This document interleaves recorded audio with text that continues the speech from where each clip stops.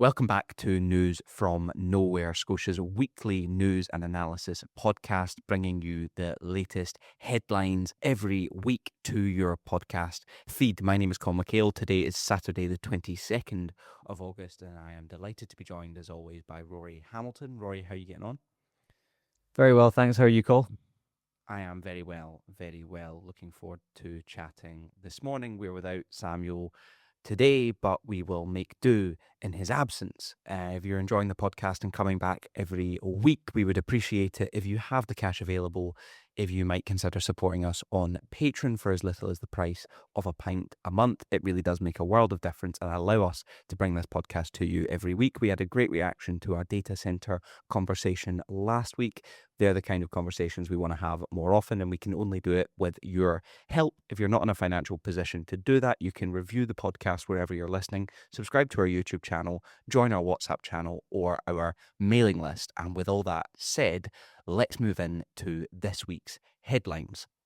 I'll start with a headline from the Scottish Trade Union Congress, who have found that the use of zero-hour contracts in Scotland has ballooned by 20% over the last 3 months. Analysis of new labour market statistics show that the number of people on zero-hour contracts rose by 16,000, from 79,000 to 95,000 in the 3 months to the end of July. That means that 1 in 3 workers across Britain are reporting an average loss of more than £3,000 a year as a result of cancelled shifts and losses incurred consequently.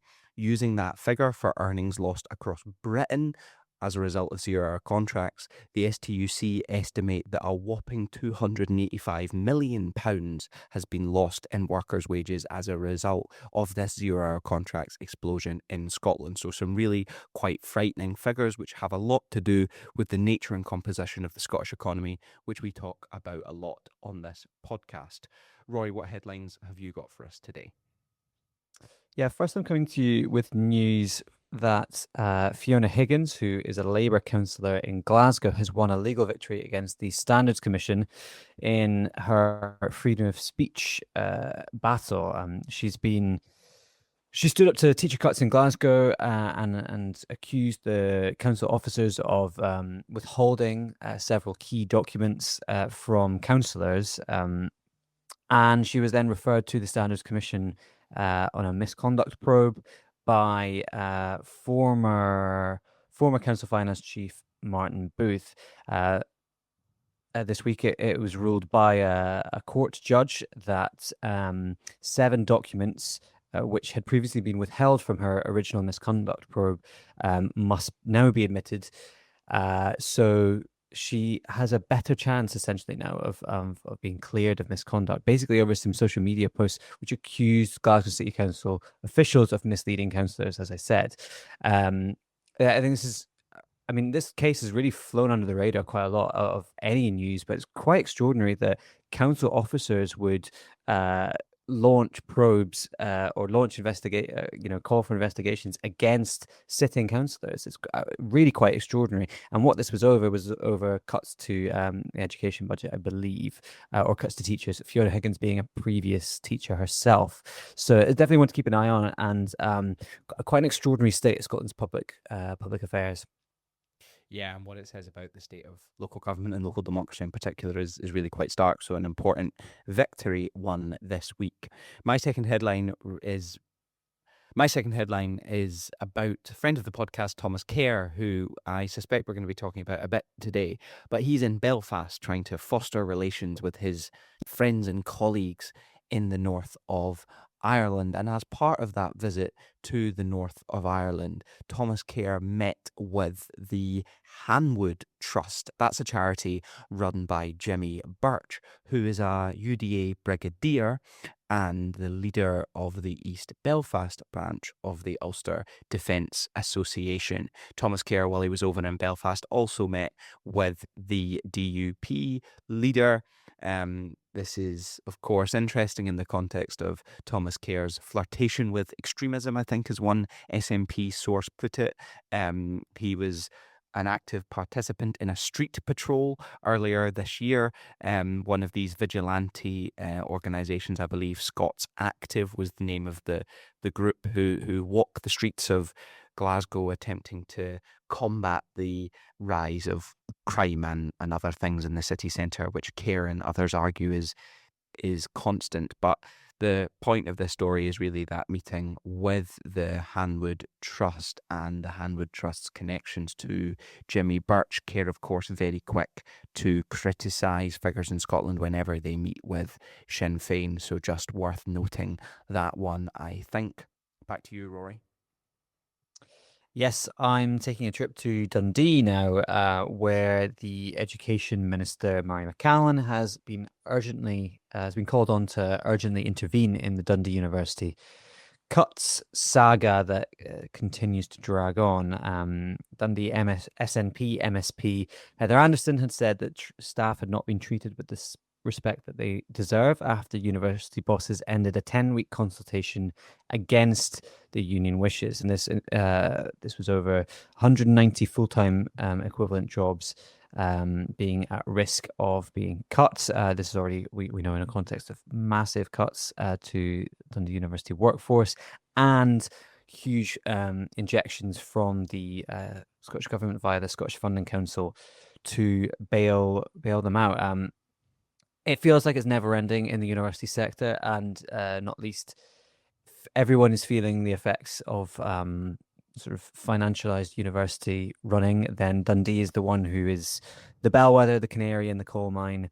And I think if we're observing patterns of behavior like this from university chiefs in Dundee, we can certainly anticipate that coming further down the line in places like Edinburgh, Heriot-Watt, Clyde. I mean, I could just list all of the universities in Scotland, to be honest, as it's happening pretty much everywhere, apart from, I believe, St Andrews is the only university that's not had a dispute or is anticipating a dispute in the last year or so.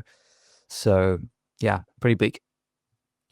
Pretty bleak indeed. And with that, we will move on to our major story of the week, starting with the news that Ferguson Marine, the Scottish Government-owned shipyard on the Clyde, will cut nearly a quarter of its workforce while it awaits confirmation of promised orders from the Scottish Government. We talked about this news a couple of weeks ago before confirmation of these 70 jobs disappearing came through. The backstory is as follows. During the Scottish election campaign, the SNP promised 4 small vessels to Ferguson Marine via direct award, but are still conducting what they call the necessary due diligence in order to confirm those 4 orders. The trade unions at the yard, the GMB, say the decision is a betrayal of blameless workers. It's worth noting that Ferguson's is the only commercial shipbuilder left on the Clyde, so this really is a job loss of historic proportions in the sense that it threatens an industry which has been in operation for hundreds of years. Kate Forbes said when she made the pledge to give these direct awards to Ferguson's during the election campaign, that engagement with the Competition and Marketing Authority would be required. But BBC Scotland report that despite us now being 4 or 5 months down the line after the pledge was originally made, there has been no contact with the CMA made. Stephen Flynn, the Economy Secretary in Holyrood, said that this jobs loss was necessary in order to future-proof the yard. Inverclyde, it's worth saying, has lost 1,500 jobs in recent years, so this blow at Ferguson's is the latest in a series of really significant industrial decisions which have disadvantaged systematically the local area. There's a lot to unpick here, Rory. What did you make of Ferguson's announcement? I mean, it's a continuing pattern. I'm almost not surprised, to be honest, given the continuing ferries fiasco, as it's been dubbed. we spoke on Nesta Fiertes previously about how the SNP had managed the nationalisation process and the operating of Ferguson's since it came into public ownership. And even since then, there have been accusations in the media that the SNP has deliberately run a bad ship, pardon the pun, in order to offsail the yard, because they see it as more of an inconvenience to manage. No, no thanks to their own treatment of it from the start, right? I think they were reluctant to nationalize in the first place, as a sort of lender of last resort almost. And I think they don't to be honest, it's perhaps, and I don't wish to cast too many aspersions on the SNP, but I guess I can here, is that it is very indicative of the way that they feel about Scotland's island communities as much as it is about it, in the way it feels about Scotland's industry, right? We already know that they, I bemoaned last week the sort of outsourcing of responsibility of doing things in the SNP. And I think it's the same here, is that they would rather, when they actually have to run something themselves, this seems like the biggest pain in the arse to them as much as possible. They contracted Ernst & Young, I believe, to design part of the ferry, the ferry operating plan, and when they were initially doing the nationalising process and taking Ferguson Marine in. So clearly there was a lack of will and a lack of ambition or vision there, which I think does a real disservice to the people who are served by the ferries. It's also shocking, and again, perhaps not surprising that this is happening, given that contracts for new ships have been dished out to international shipyards in the last few years. A contract was awarded to Remontova Shipping in Gdansk to build some new vessels in competition against Ferguson Marine. There's also a £200 million contract onto a Chinese government-owned shipyard to build 2 freight ferries. And earlier this year as well, we also saw that, now I don't think this is probably would come under the Ferguson's brief, but 2 warships designed are set to be built in Norway for the UK Defence Ministry of Defence. So all of these factors going on,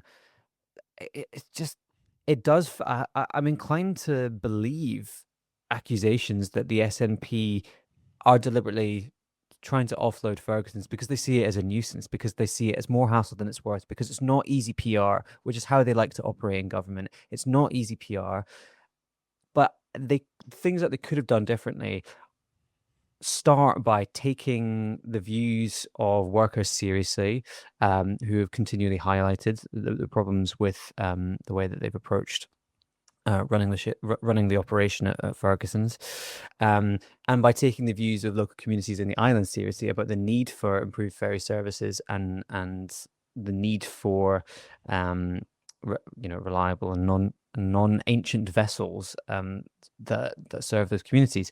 And I really just don't think that the SNP have taken the time to listen. It's too complicated for them, almost, is what I would say. And to be honest, this sounds like I think quietly, I imagine Stephen Flynn might be rubbing his hands that he might be shot of this. I think you're probably right, and we've discussed Ferguson's before precisely because, as you say, in the absence of commercial shipping contract, they were subcontracted by BAE Systems to work on the Type 26 frigates that the yard in Glasgow is doing some work on just now. But that work has ended. They are finalising the late ferry, and when that late ferry is done, there is no work on the order book. That is the situation which has led to these job cuts. And I think you're right, Rory, in the sense that it is complicated in one sense, but in the other, it is very, very simple. Scotland, Britain is an island nation.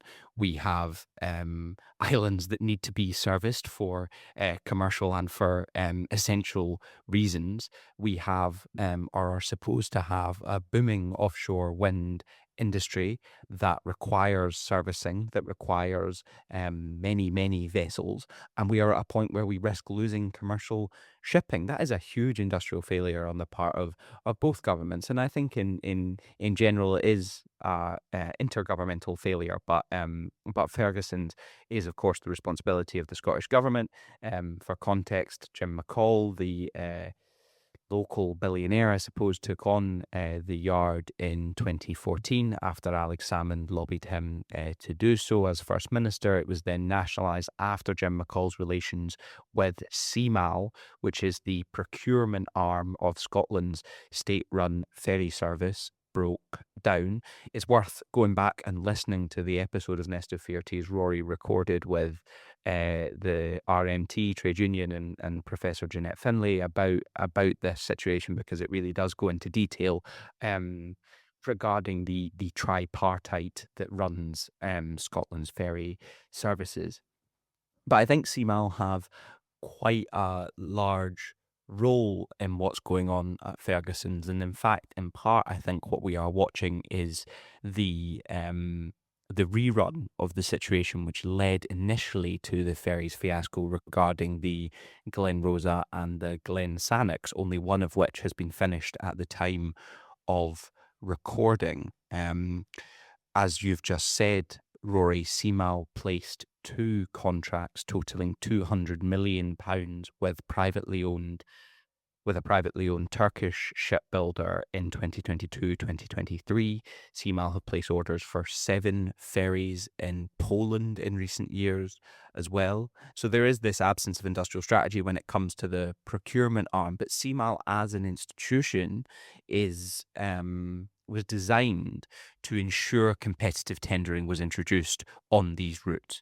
It was created to break, if you like, CalMac, not necessarily CalMac's monopoly, because that remains to a point, with the exception of the Shetland route, which is operated by Serco, but to limit the role of state institutions in these routes, and certainly to minimise the extent to which the Scottish Government was in a position to give direct awards, which is what is required at Ferguson's in order to get these 4 small vessels the Scottish Government promised the yard during the election campaign onto the order book. So I think there are lots of factors at play here, but the main one is the extent to which this quango, if you like, is run essentially as an organisation which has perpetually ignored, as you've just said, Rory, the wishes of islanders, the wishes of local workers, and rather has, following the logic of the market, ensured Scottish businesses taken abroad, leaving 70 workers without a job now at Ferguson's, potentially getting worse. So I think it's a grim situation and a really damning indictment on our government and on their inability to stand up to these quangos. We mentioned the case of Fiona Higgins, which is an example of an elected representative saying, actually, what the officers tell me isn't right, and I'm gonna question what I get from my officials. That's the exact opposite of what's happened in the case of the ferries, where there has been a failure to stand up to advice from civil servants and unelected appointees in the case of the CMAL board. I want to make one final point regarding a statement from Stuart McMillan, who's the local SNP MSP. He said, "There have been many well-documented challenges at Ferguson Marine, and the yard needs to become competitive. Today's announcement must be a wake-up call for management. The order book remains empty until the Scottish Government finalise the direct award. Why have the management taken their eye off the ball and not secured additional work?" I mean, to blame Ferguson Marine's management for the absence of additional work rather than your own government, who's promised that additional work, is a hell of a statement, even for an SNP politician. McMillan's statement concluded, "I have concerns about the loss of skills and knowledge, as many of the older workforce have been with Ferguson's for many years. That experience is important for training apprentices." Those apprentices would get trained a hell of a lot faster if the Scottish Government got on with the job and awarded those 4 vessels to the yard. And I think with that, we'll move on to our next story. we're turning our attention back to the ever enticing topic of the Scottish Labour leadership contest. It really is a cracker. I am, of course, kidding. The battle of ideas is non-existent in the contest. The news since we last covered the leadership election on the podcast is that Monica Lennon has failed to make the ballot for leadership. She missed out by just one MP nomination, meeting the thresholds in both the affiliate and trade union category and among her colleagues at Holyrood. That means that Joe Fagan and Michael Mara will go head to head on the ballot. Joe Fagan, of course, new to Holyrood, a former leader of South Lanarkshire Council, where this week he came under fire for having cut 1,200 children's access to free school buses while he was in Hamilton. Michael Mara has been MSP for at least one Holyrood term, a councillor before that, a familiar face in the Labour Party, so familiar in fact that if you go back, and I recommend listeners do this because it's quite entertaining, if you go back and watch Ian Gray being trapped in a sandwich shop by Sean Clurkin in 2011, I think it was the Union Street subway, you will notice Michael Mara is one of his aides, who actually leads Ian Gray into the subway shop, and of course where he is trapped then by Sean Clurkin. So Michael Mara, without a great sense of direction in 2011, I don't know what it says about the Scottish Labour Party that he may yet become leader, probably indicative of its current position, but we'll move on. Headlines this week in the contest include Joe Fagan ruling out any second referendum. It was totally off limits, he told the Daily Record. Michael Mara, meanwhile, has pledged a cross-party commission to ensure Scotland meets its child poverty targets. So really, really quite inspiring stuff from both candidates. It's hard not to be blown away by the sheer force of their intellect. Rory, what have you made of the campaign thus far? Well, I think the first thing I would say is about the failure of Monica to get onto the ballot, given that Monica was not far off winning the leadership. Was it 5 years ago? Anna Sarwar only had 57% of the vote, but she was more popular among the affiliates, which is largely made up of unions, I believe. I think, look, I had, on one occasion when I'm able to say, my sources in Holyrood say that there was a concerted effort to prevent Monica from getting on the ballot, that MSPs were not keen to have Monica on the ballot. And I think it's reflected in the fact that she failed to get one MP. But I think it's also indicative of perhaps two things. One, the fact that MPs themselves feel a certain loyalty to who got them there in the first place, given this new tranche of Labour MPs is particularly Starmerite in its origins. And I think the whole process around Keir Starmer resigning showed that, in the sense that everyone was quite tentative to go over the top, as it were, because they felt this sense of loyalty around who'd got them into position. I think this also indicates how much perhaps some MPs and MSPs have learnt from Jeremy Corbyn's leadership, in that many people lent a vote in the nomination process to get Jeremy Corbyn on the ballot. You know, they saw it as important to diversify the pool of ideas that was being discussed after Ed Miliband failed to win the general election in 2015. And I think that is a learning curve for a lot of the more right-wing members of the Labour Party, that when that happens, people get behind popular ideas which are about public ownership, which are about redistribution of wealth. And when there are certain interests at play, shall we say, in favour of private sector contracts, consultancy, and a very meek programme for government, that will be quashed very quickly by popular ideas. And if that's where you're at, which is, I think, the majority of the Scottish Parliamentary Labour Party, and even the cohort in Westminster as well, I think they saw that as a warning sign and a risk. I think there are other questions to be asked about how many socialists are there left in the Labour Party in Scotland? Perhaps that's one for you to answer, Coll. Yeah, I mean, that new membership figure that we discussed a couple of weeks ago of 11,000 suggests not many. We'll see how many active members there are when the results of the leadership election come in, but I suspect we're talking about 6,000 at the upper end of the estimation. I think there are a couple of important points I want to pick up on, Rory, that you mentioned.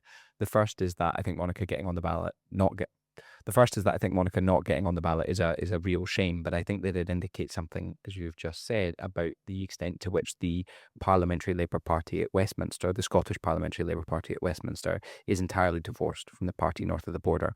And in one sense, Monica was the victim of the legacy of the Starmer project, because we know the extent to which those 37 MPs were supported financially by his allies, but also owe their seats and their selection to that project. Labour Together spent over £100,000 in Scotland in 2024. It's often worth remembering that these people are loyal to that project, and they were loyal to that project when they failed to get Monica on the ballot paper. So her failure to get on the ballot paper is a consequence of those gerrymandered and rigged selections, and that's evident in the fact that she retained the backing of the trade unions. Two of Scottish Labour's largest affiliates backed Monica, and yet 3 MPs wouldn't. What does that say about the disconnect which exists between public office holders and the trade unions? Labour, the supposed party of the trade union movement, after all. The second point I think is worth making is regarding the contest itself with Monica. Outside of it leaves Michael Mara and Joe Fagan to fight over a comb, effectively, and in a deeply uninspiring manner. The question that you pose is a critical one, Rory, and it's, is there a future for Scottish Labour? And I think it's open. I don't know there's a clear answer to that question at the moment. I think that very clearly the party's traditional base has been gradually dismantled by 17 years of SNP hegemony. I think that Anna Sarwar, and I suppose this is to an extent to his credit, and it failed, and it's certainly not my politics, but there was at least a clear project in his attempt to acknowledge the desertion of working class voters, and as a result to pivot towards this coalition of middle class wealthy homeowners. And of course I think it's politically abysmal, but there was a concerted effort to win over a different section of the electorate, safe in the knowledge that working class Scots weren't going to vote Labour. And Anas's project failed, and failed quite miserably. In fact, it led to the worst Holyrood result Scottish Labour has ever had. So the question is, if Scottish Labour can't build a new electoral coalition around the wealthy middle class, and Scottish Labour can't win over its traditional voters in post-industrial cities across Scotland's central belt, then where can Scottish Labour win? And Joe Fagan and Michael Mara haven't answered that question and don't look likely to answer that question. So I think that's the central question in this campaign. And obviously, Monica failing to get on the ballot means the constitutional debate will be so boring. Joe Fagan and Michael Mara will both recommit, as Joe Fagan already has, to never holding a second independence referendum. And how did Einstein define insanity? By doing the same thing over and over again and expecting a different result, which is, of course, what Scottish Labour are preparing to do and will no doubt do in the elections to come, and their crop at Holyrood will dwindle consequently. But let's move on to our final story of the week, and that is to chat a bit about a BBC documentary released this week. On the 2nd of September, BBC Scotland aired a disclosure documentary called Welcome to Glasgow. The city centre, the documentary argued, had become a no-go zone because of crime, homelessness and antisocial behaviour. It lent very much into the moral panic that we have seen erupt around Glasgow in recent weeks, led of course by Thomas Kerr. We discussed the video he made walking the streets of Glasgow, claiming to see all kinds of hellish scenes a couple of weeks ago. Rory, have you seen the BBC's documentary? What did you think of the points it made? I did. I painstakingly sat through the hour or so that it ran. Look, I think it's a pretty poor piece of journalism, not going to lie, straight off the bat. the whole premise is that they spend a week in the city centre's sort of dispersal zone, which they talk about, this new thing that the police Scotland have been given the powers to move people on, shall we say, from areas around Central Station and Buchanan Street. I think one, it's very there are a number of statistics included which are quite cherry picked in the overall context of a lot of crime coming down in Glasgow, as statistics around crime in London are also cherry picked to highlight, crime increasing, and yet actually also coming down. The other thing is the Disclosure crew are very. I find it a bizarre approach to journalism. It's just this sort of like going out, wandering up and down Buchanan Street, Argyle Street, and the Four Corners, which, as people know, is that sort of cross section between Union Street and Argyle Street, where there are the four fast food chains. And I don't think that there's any real interrogation of the questions, right? One article in the National this week highlighted all the issues that are brought together: drug dealing, homelessness, sexual violence, antisocial behavior, asylum seekers, far-right activity, but they didn't offer any analysis of the structural inequality that's led to those problems. Any of the poverty, the housing, austerity, any sort of cuts to Glasgow's social infrastructure, all that sort of stuff. Oh, do you know what I found was particularly shocking? There was one moment when they highlighted the Homelessness Scotland shelter and the queues outside of that, and I was anticipating an interview with somebody from the Homeless Network who was running it. None of that. The only people that were interviewed either were part of far-right groups, and even then there wasn't any questions about how did you get into this, what are your motivations behind that. It was all playing into the narrative of what do you think about these brown and black people. There was the only other person that they interviewed in addition to that was I believe his name is Stephen McManus, who is the chief of police in Glasgow, and it was very much sort of along the lines of how you would expect the police to discuss things. Right? So it's sort of seeing themselves as being strapped for resources, which in some senses is true. Especially as in some cases the police are being asked to do things like being social workers, and that takes time out of their ability to do other things. The other thing, which this extraordinary journalistic tactic of just walking about and going into shops, just randomly picking places to go into, and I'm not sure how rigorous an approach that is. There was no discussion, like I say, with people from the homelessness shelters. There's no discussion of people who actually work with the asylum seekers. One key thing was they focused on the Four Corners as being a site of antisocial behavior, right? And being a site that young and people of color hang around at. And I wonder why. It's because quite often when migrants come and they take on low-paid, zero contract work, such as being Deliveroo riders, Just Eat, that sort of thing, where do their orders get picked up from? It's the Four Corners, the four fast food chains there. So no wonder there's a higher concentration of people from migrant backgrounds in that area who are also already exploited.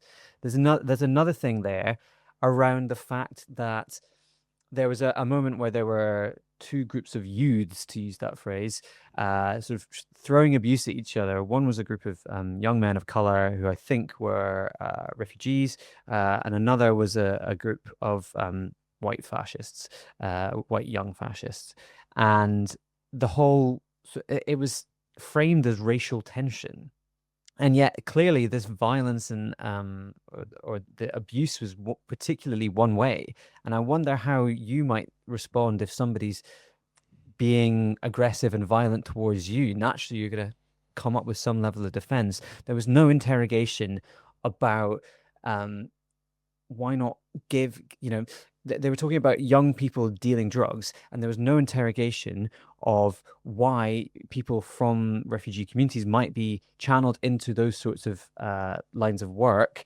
because as asylum seekers, you do not have a right to work. And so you have to rely on support from the state. And if there's an opportunity to make money elsewhere, you have to live. You have to find a way to live and to finance your life. And so I'm not surprised to see things like that. There was no interrogation of why young people might find themselves in those routes, and there was no interrogation of what would be a better answer to that than the way things currently are. I could continue to go on. There were so many problems with it, not least the arbitrary nature of the journalism. That obviously the activities of the fascists were shocking, but to be honest, I think that the whole documentary just held up those narratives that they were trying to push. Coll, did you watch it? What did you make? Yeah, I think you're spot on, and I don't have too much to add to that, to be honest, because I think that's a very good overview of the criticisms that we should have of the documentary and the quality of the journalism in which it engaged. I think there are a couple of points about how other actors related to the film. Glasgow City Council obviously did not put anyone up to talk to disclosure. I mean, that is shameful. That the city council shirk a position of leadership, or even to decry the narrative that film is trying to portray. I think that's a real shame and an indictment on the people who run the city. I think that, as you say, the failure to interrogate the social inequalities which were highlighted just this week at Glasgow City Council is abysmal. SNP councillors, alongside Green councillors, actually this week voted through a new pay scale, which they claim will end Glasgow's historic equal pay dispute, but will in actual fact disadvantage thousands of low-paid workers and ultimately cut wages by upwards of £10,000 in some cases, and those who will have their wages docked are in many cases low-paid women. So in fact, this just carries on the dispute. Trade unions rallied outside Glasgow City Chambers on Thursday to protest that proposal, and yet both sets of SNP and Green councillors voted it through. The idea that the documentary wouldn't raise some of these questions regarding pay, services, inequality in the city is really says all we need to know about the narrative the documentary attempted to confirm. It's worth noting, of course, that in all of the communications that were put out surrounding the documentary, the journalist who led the programme was standing in exactly the spot Thomas Kerr was when he filmed his Welcome to Glasgow video along the Clyde walkway not so long ago. So I really think that the parallels are quite stark, and on that note we should leave it there because I'm watching the clock, but really quite a grim piece of journalism to end on this week. Rory, it's been a pleasure. Hopefully you guys have enjoyed listening at home. We'll be back in your podcast feed next Monday. In the meantime, if you've enjoyed the show, you can support us on Patreon. If you've not got the cash, you can leave us a nice review. We'll see you next week. Bye for now.